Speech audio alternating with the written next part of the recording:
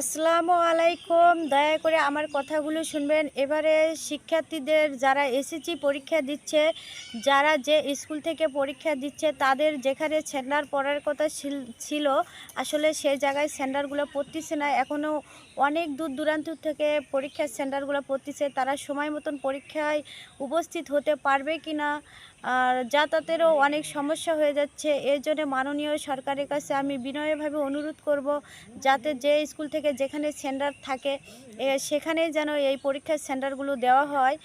আর বিশেষ করে এটা খুবই একটা গুরুত্বপূর্ণ জিনিস, কারণ বেশি দূর থেকে যদি পরীক্ষা দিতে যায় তাদের অনেকেরই সমস্যা হয়ে যাবে, যানবাহনের সমস্যা হয়ে যাচ্ছে। এদিকে বাইকের তেল পাওয়া যাচ্ছে না, যাতায়াত খরচটা অনেক বেশি হয়ে যাবে।